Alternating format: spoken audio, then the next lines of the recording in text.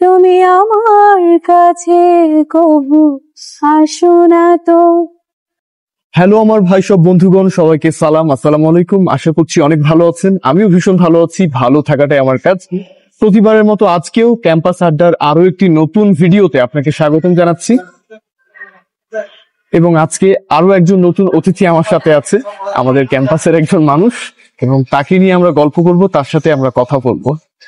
ওকে, তো প্রথমে তো উনি হ্যালো দিয়ে ফেলেছে। আপনার নাম কি? আমি ফারহানা আফরিন তনিমা, আমি বরেন্দ্র ইউনিভার্সিটির ল ডিপার্টমেন্টে অধ্যয়নরত আছি। ও আচ্ছা, তাহলে তো একটু ভয়ে ভয়ে কথা বলতে হবে, কারণ একটু সাবধানে কথা বলতে হবে, না হলে আমাকে আবার কোনো কেস ঠুকে দিলে তো সমস্যা। সাবধানে কথা বলার কিছু নেই, তবে কথা একটু ভেবেচিন্তে বলাই উচিত সবার সাথে। সবার সাথে? হ্যাঁ। ঠিক আছে, আপনি কেমন আছেন? আমি ভালো আছি তো আলহামদুলিল্লাহ। আগে বলেননি যে? আমাকে দেখে তো মনে হচ্ছে যে আমি অনেক ভালো আছি, এই জন্য বলার প্রয়োজন মনে হয়নি।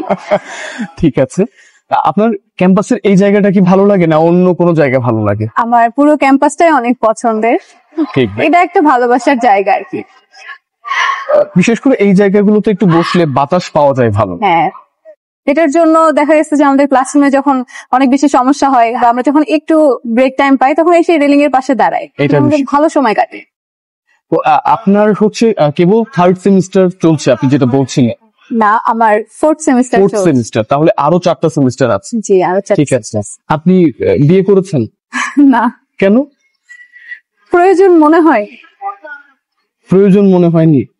না, এমন কোনো অ্যাডভেঞ্চার হয়নি যে সাপোজ কথার কথা মানে কখনো কারোর সাথে আপনার কিছু কিছু হওয়ার কথা ছিল বা কাউকে আপনার পছন্দ ছিল, এটা নিয়ে এমন কিছু ছিল কি? সবারই থাকে, কিন্তু সবাই যেরকম ভাবে চায় আসলে সবার সাথে তো সবকিছু সেম সেম হয় না, যে যেভাবে ভাবে। আপনি কিভাবে চান?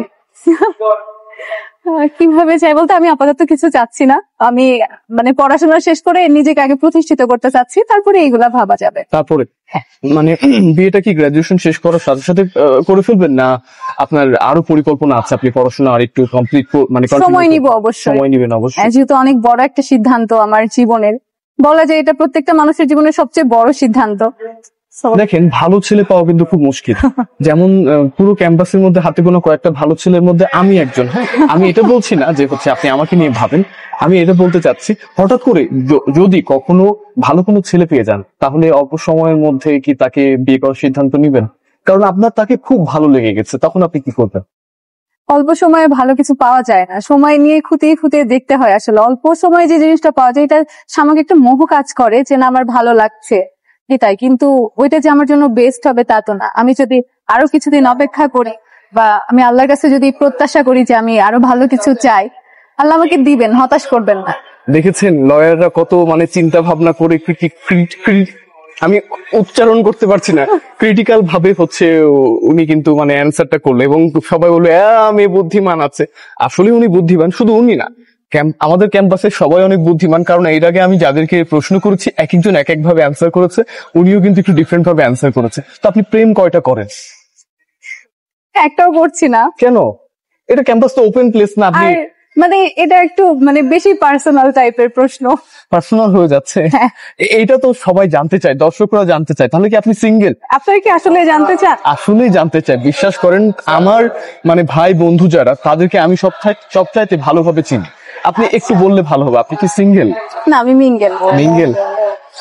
ধরেন এমন অনেক আমাদের জুনিয়র বা অনেক ছেলে আছে, ভিডিওটা প্রথমে যেভাবে যে হাইপ নিয়ে শুরু করেছিল, এই মিঙ্গেলটা শোনার পরে এরকম হয়ে গেছে। কি আর করার আছে বলেন। ঠিক আছে, আমি কিন্তু যতটুকু জানি আপনি খুব সুন্দর গান পারেন, একটু কি গান গিয়ে শোনানো যাবে? সমস্যা হবে না, মানে যে নয়েজটুকু আছে এটা ক্যান্সেল করে দেওয়া যাবে, একটু যদি একটা কোনো গান। আমি প্রথমত খুব সুন্দর গান গেতে পারি না, আমি গুনগুন করতে পারি। একটু গুনগুন করি, তাহলে শোনান।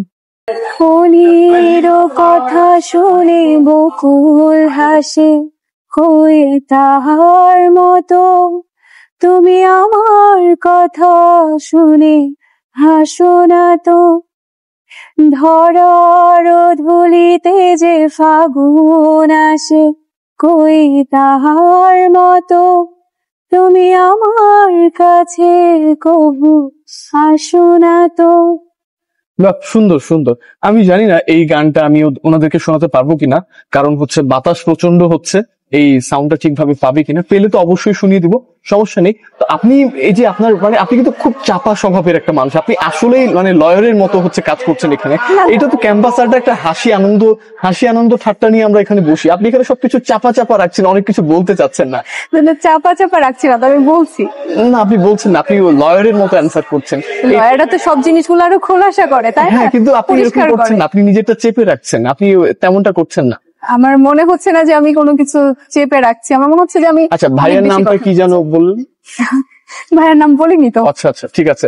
আচ্ছা, ক্যাম্পাসে হচ্ছে ফার্স্ট যখন আসেন তার সাথে কি আগে থেকে সম্পর্ক ছিল না না ক্যাম্পাসে? না না না, ক্যাম্পাসের কেউই না, ক্যাম্পাসের বাইরে? বাইরে। গ্রেট। আচ্ছা বলেন, ক্যাম্পাসে কারো উপরে ক্রাশ খেয়েছেন আপনি? কারো উপর ক্রাশ খাননি? এটা কেমন কথা? আচ্ছা, আপনাকে জুনিয়ররা কি বিরক্ত করে? হ্যাঁ, একটা জুনিয়র আছে আমাকে বেশ বিরক্ত করে বলতে কি মানে আপু আপু করে বেশি। আপু আপু আপু আপু আপু। এটাই। ও হচ্ছে থার্ড সেমিস্টারে পড়ে। আচ্ছা, কি নাম ওর? ওর নাম জসিম, ডাক নাম। জসিম? হ্যাঁ। নায়ক জসিম? নায়ক জসিম না, ও হচ্ছে ল ডিপার্টমেন্টের থার্ড সেমিস্টারের জসিম। ভাই ভাই, তুই একটা লটারির টিকিট কাট, তাহলে তোর ভাগ্যটা বদলাতে পারে ভাই, তাছাড়া বদলাবে না কিন্তু। হ্যাঁ, সাবধান হয়ে যাও জসিম। জসিম না হচ্ছে হ্যাঁ, জসিম? সাবধান হয়ে যাও। জসিম না জসিম? আমি তো জসিমই বলি ওকে। জসিম। আচ্ছা যাক, সমস্যা নেই। এই যে জসিমের নামটা ফাঁস করে দিলাম আমরা। জসিম তুমি ভালো হয়ে যাও জসিম, ভালো হয়ে যাও। আর ইনবক্সে এত আপু আপু করো না। আচ্ছা ঠিক আছে, তো এমনি ভালো ছেলে জসিম, হ্যাঁ হ্যাঁ, যেহেতু খুবই ভালো, অনেক ভালো।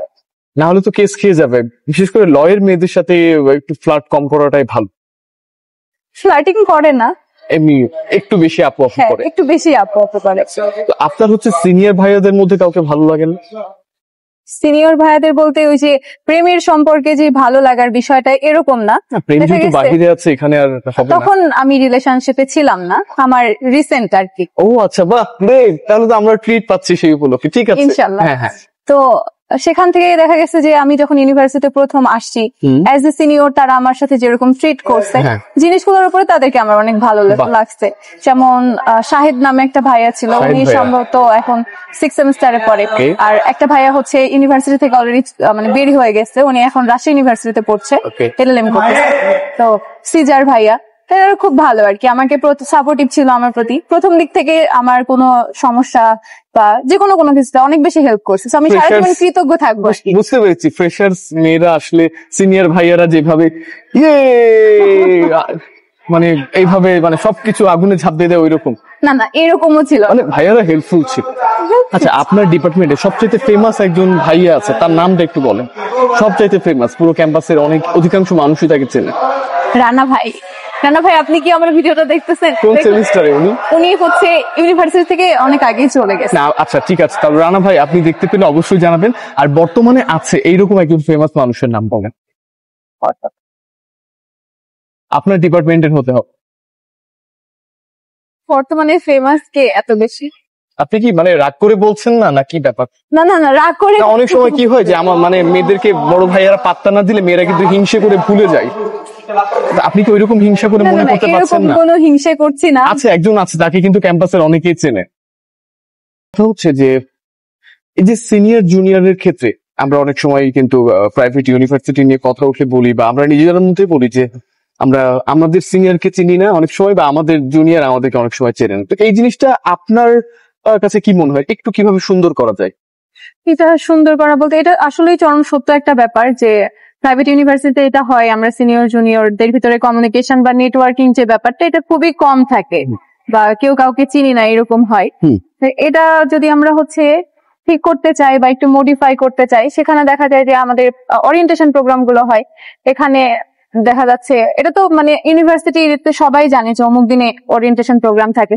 তো আমার মনে হয় ওখানে যদি সিনিয়ররা নিজ উদ্যোগে এসে আমাদের সাথে একটু পরিচিত হয় বা টিচারদের মাধ্যমে আমাদের সাথে পরিচিত হয়, তাহলে দেখা গেছে যে পরবর্তী তাদের দেখলে আমাদের মনে হবে যে না, উনি আমার সিনিয়র, সালাম দেই। তো এটা ঠিক, আমার মনে হয় এইভাবে করা যেতে পারে। এটা ঠিক। যেমন আমার দিক থেকে আমি বলবো যে আমি আমার যতগুলো সিনিয়রকে চিনি, আমি দৌড় দিয়ে আগে যে সালাম দিয়ে কথা বলি, কি খবর, কেমন আছেন, বা দেখা হলে হাই হ্যালো করি। তবে এমন বেশ কিছু সিনিয়র আছে যাদের সাথে আমার পরিচয় নাই, হয়তোবা তারা আমাকে দেখেছে, আমি যেহেতু আদার্স অন্যান্য অ্যাক্টিভিটিস এর সাথে জড়িত, প্রোগ্রাম হলে অনেক কিছু করে থাকি, তো সেক্ষেত্রে মানে তারা আমাকে চিনে কিন্তু আমি চিনি না, কিন্তু আমার বিষয়টা কিন্তু তার কাছে খারাপ লাগতে পারে যে ছেলেটা দেখা হলো কথা বললো না, সেই সিনিয়র ভাবতে পারে, কিন্তু আসল কথাটা হচ্ছে আমি কিন্তু ওনাকে চিনি না। তো আমি চাইবো যে আমার যে সকল সিনিয়র ভাই আছে বা আপু আছে যাদেরকে হচ্ছে পরিচয় নেই, তারা অবশ্যই আমাকে আগে ডেকে কথা বলবেন, অবশ্যই ওয়েলকাম। কারণ আমি যাদেরকে চিনি তাদেরকে আগে দৌড় দিয়ে যে কথা বলি আমার সিনিয়র ভাই আপুদের সাথে। তবে হ্যাঁ, জুনিয়রদের মধ্যে এমন অনেকেই আছে যারা হচ্ছে সামনে দিয়ে চুপচাপ হেরে চলে যাবে, তারা কিন্তু কথা বলবে না, এমন অনেকে আছে। বা কিছু মানুষ থাকে একটু মুডি থাকে, এটা খারাপ কিছুই না, সবাই হয়তো সবার সাথে কথা বলা পছন্দ করে না, তবে আমি সবার সাথে কথা বলতে পছন্দ করি, আমি একটু এক্সট্রোভার্ট, এক্সট্রা এক্সট্রোভার্ট বলা যেতে পারে। আর সেই সাথে কিছু ছোট ভাই বোন আছে যারা হচ্ছে খুব মেসেজ করে, মেসেজ দেয় ভাই কেমন আছেন, আজ আপনার সাথে দেখা হলো দেখলাম, কিন্তু তারা সামনাসামনি কথা বলেন, এরকম অনেকে আছে। ছেলে মেয়ে উভয়ের মধ্যেই কিন্তু এই সমস্যাটা আছে। হ্যাঁ হ্যাঁ, এটা আছে। তো আমি এই প্রেক্ষিতে বলবো যে আপনাকে যেহেতু টেক্সট দেয়, সেক্ষেত্রে আপনি হয়তো মেসেঞ্জারে বা ফেসবুকে এইরকম কোনো একটা মিডিয়াতেই কথা হয় হয়তো, সেক্ষেত্রে আপনি তো প্রোফাইলে চিনেন, দেখা গেছে তখন কি হবে, আপনার জুনিয়র হয়তো সে, তো আপনি তো তখন তার সিনিয়র হবেন। আপনি মাত্র যেরকম বললেন যে আমাকে চিনে থাকলে নিজে থেকে কথা বলতে হবে, তো আপনি এই স্ট্র্যাটেজিটা ফলো করতে পারেন যে আপনি তো তাকে প্রোফাইলে দেখছেন বা জি, জি, ফেসবুকে জি। দেখছেন, যেহেতু পরিচিত আপনিও ডেকে কথা বলতে এইভাবে পারেন। কথা হয়, কিন্তু এমন কিছু বেশ কিছু জুনিয়র আছে যারা হচ্ছে চিনেও না চিনার ভান করে। তো এটা নিয়ে আফসোস হওয়ার কিছু নেই, কারণ হচ্ছে যেমন আপনিও ব্যস্ত আমিও ব্যস্ত, আমরা আসলে নিজেরাই মানে নিজেদের কাছের মানুষ বা বন্ধুদেরকে সময় দিয়ে কুল পাই না, আপনি কথা বললেই কি না না বললেই কি। বলেই কি। তো আজকের এই পুরো আয়োজনটাতে আপনার কেমন লাগলো? আমরা আসলে চা কফি কোনো কিছু ব্যবস্থা করতে পারিনি, এমনি কেমন লাগলো? অনেস্টলি বলতে গেলে অনেক ভালো লাগছে। এই যে একটা বাতাস, মানে নিরিবিলি জায়গা, আমাদের ক্যাম্পাসটা এমনিতে অনেক সুন্দর মাশাআল্লাহ। তো এখানে বসে এইভাবে আড্ডা দেওয়ার ব্যাপারটা মানে চমৎকার একটা ব্যাপার, এনজয় করার মতো আর কি। আমি অনেক বেশি এনজয় করছি।